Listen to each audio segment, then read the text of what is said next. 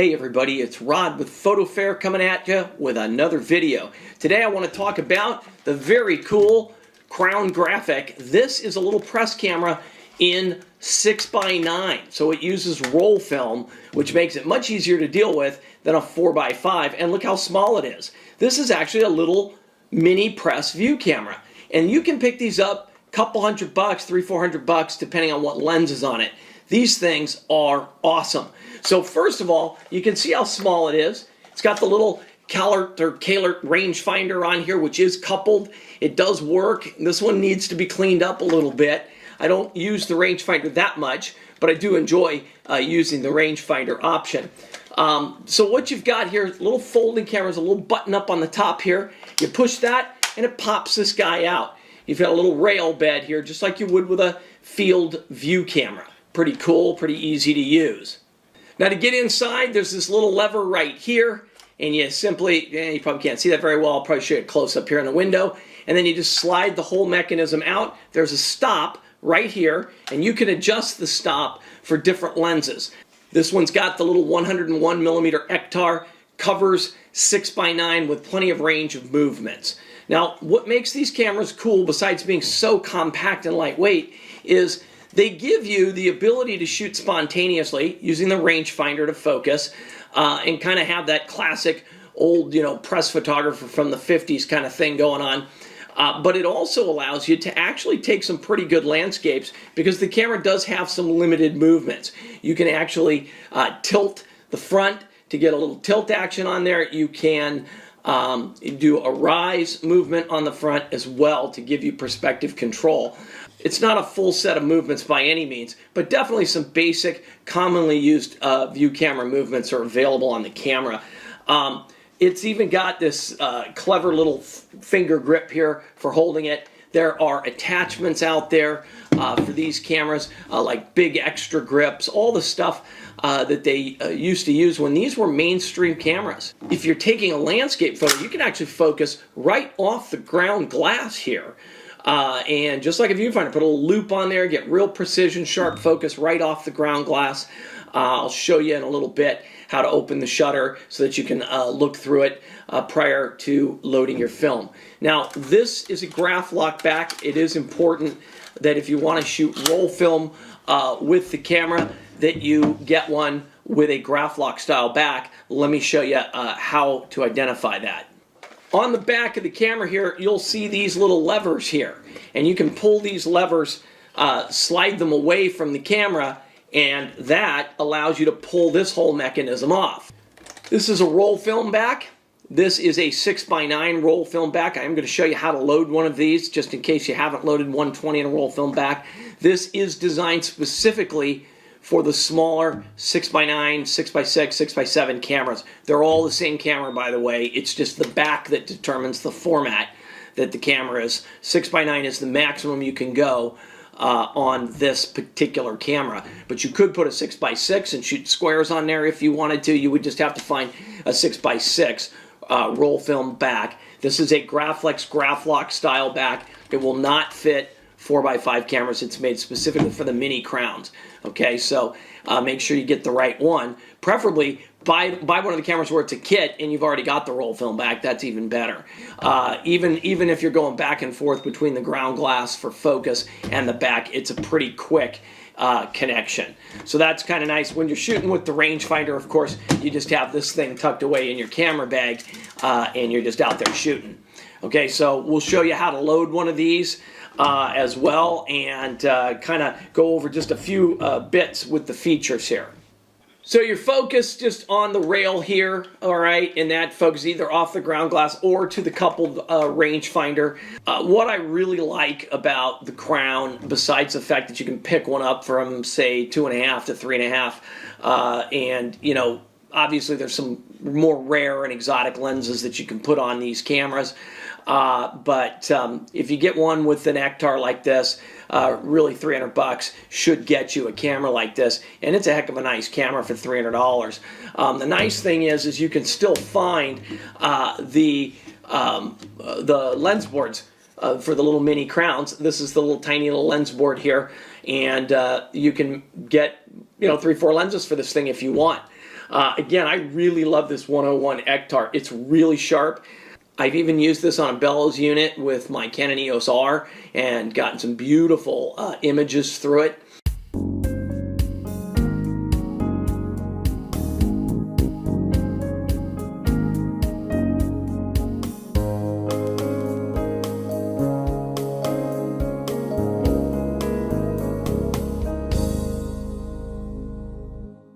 It's got a decent bokeh. It's just a great lens. It's sharp, it's crisp.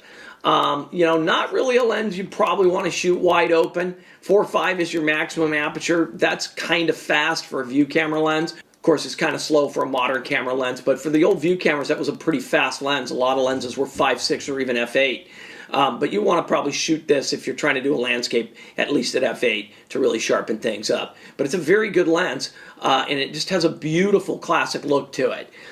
There's some other, Zeiss had a couple of Tessar lenses that you could shoot on this that were pretty decent lenses. Simple lenses, but they had a lot of character. Some people like to go way back and shoot with the uncoated lenses because you get kind of a softer, flatter contrast and definitely get kind of that vintage black and white look with the really old lenses. I like to get them coated. If I want a vintage, soft contrast look, I can do that with software. But it's kind of hard to go the other way. Okay, so loading it, you got a dark slide right here. There is no safety protection on this dark slide, so you want to make sure that it's in, and you don't, you can pull it out. And there could be a piece of film there, and you could expose it. So there's no safety lock on it, like some of the Hasselblad backs had. So this back is a couple of different pieces here. You've got this little pinch bit right here. You just pinch that together and the thing swings open. And now you've got this little piece on the inside there. Okay, so we're going to move that aside. This is the device where we're going to load this up. HP 5 Plus. I like HP 5 Plus. Works for me. This is how the roll, if you've never had a roll of 120, comes out of the container like this. Little bit of tape here, and you're going to simply peel that off like so. And now this is your leader here. Your film is right underneath here. Probably not a good idea to do this in bright sunlight. Even the light I'm working with for this crude video is kind of bright. So we do have to be cautious about that. So we're going to bring this guy back over here. And I've already swapped the spool out, but normally the spool will be on this side, and you have to move it to this side. It's an old-fashioned recycling system. When this film is done, this spool will be moved over here for the next roll and become the take-up spool. So right now, it's the film spool. These are simply spring tension. See, I'm just pushing that in with my finger like so. So what I'm going to do is I'm going to put the film in.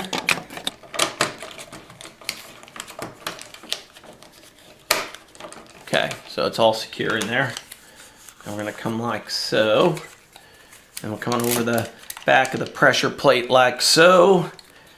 Bring it around. And then reset that to the start.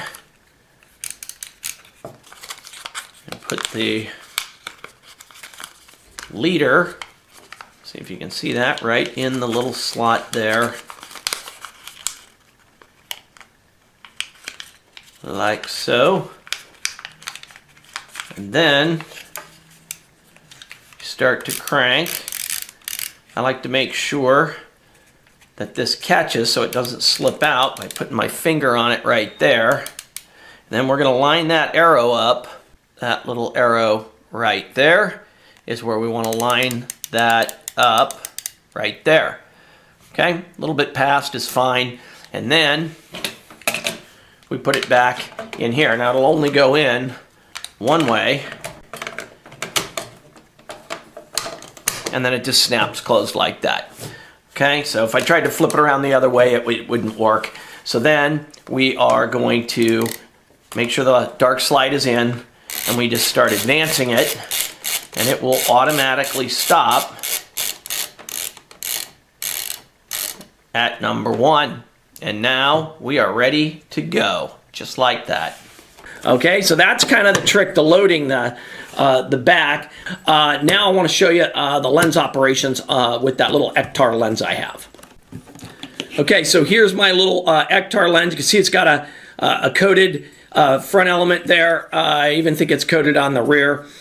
These lenses just go on the board with a little jam nut here. Like I said, you can still find these lens boards. You know, most dealers are going to get $15 or $20 for them these days. Let's get into the lens a little bit here.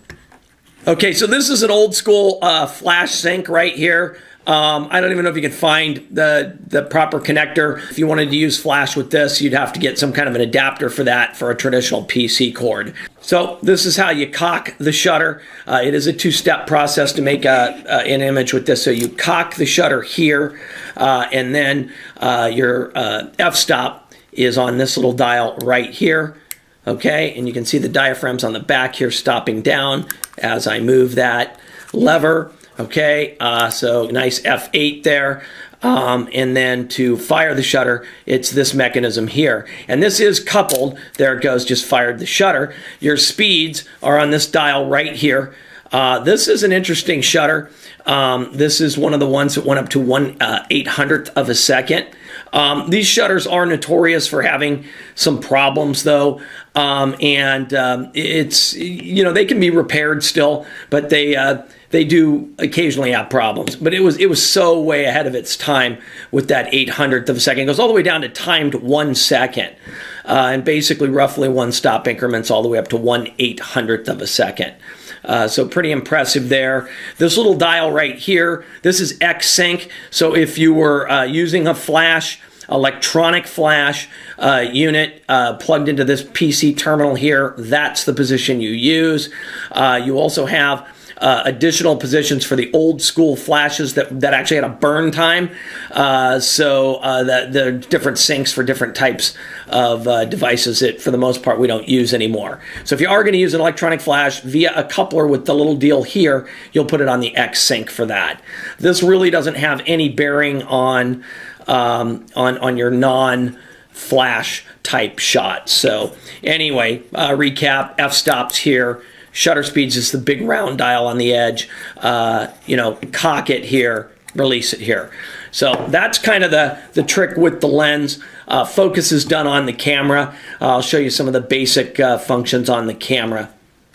So to mount the lens and lens board to the camera, you've got this little lever right here, and it's a simple, this just slides up and down. So basically you want to put it in so that this mechanism is here, because when you're using the shutter mechanism actuator on the camera body, this is pushing down on that to trip the shutter. Now you can also use a cable release. So you're going to put that in here. Sorry, I'm coming in from the top here. It just slips into the groove there. Slide these in by pushing those levers up. Now that lens is firmly on there. If you want to use a cable release, it goes right in the cable release slot. Whoops, you can't see that right there, cable release slot. Okay, so now the lens is mounted. You can do a rise movement here. So I'm simply pulling up on this lever here. And you can see I can move the camera up and down on a rise. Okay, so that's kind of cool. Focus is done with these knobs right here. And with the ground glass mounted on the back here, you can focus right off the lens, okay? And this is that ground glass I showed you earlier. And it just clips in with the same kind of slide mechanism that you have for the lens, except in addition, it's got this spring actuated bit that just clips underneath there. That's what allows you to pull it up and slip a film holder in it if you're using film holders. But if you're not using film holders, you're going to use roll film. The roll film back goes on the same way. So we put it in here like so, and we just move this lever here, do the same thing on the bottom. It's not going to come off, and it makes a light, tight seal. All right, and again, you always have to remember when you're about to take a picture, you've got to pull your dark slide out. Otherwise, you won't get any, the film won't get exposed. When you want to advance the film, you're going to release this little button here and then advance the film until the counter stops at the next frame number. When you get all the way to frame number 8, it'll just keep winding and you'll feel the film come off the spool. Okay, so when you're going to view through the lens, through the ground glass on the camera, this shutter doesn't actually have a T setting. It just has a bulb setting. So what I do is I simply use the cable release. It's a locking cable release, and I lock it open. Generally, a modern shutter, a little bit newer than this one's going to have an actual T setting. So it'll go, half a second, 1 second, bulb, T. Okay, so look for the T setting. That makes it easier. But all you'll do here is just cable release it, put it on bulb, lock the shutter open, and now you can look right through the lens and focus off of this ground glass bit right here, mounted on the back. There is a scale here. If you want to use scale focus, you want to do your best guess. But it's probably not the best idea. You got shallow depth of field with a 101 millimeter lens. So, but there is a scale here. And again, that scale can be adjusted for whichever lens you put on there. This one's all pre-set up for this 101. So there you have it. The Crown Graphic in this one in 6x9, but it's roll film.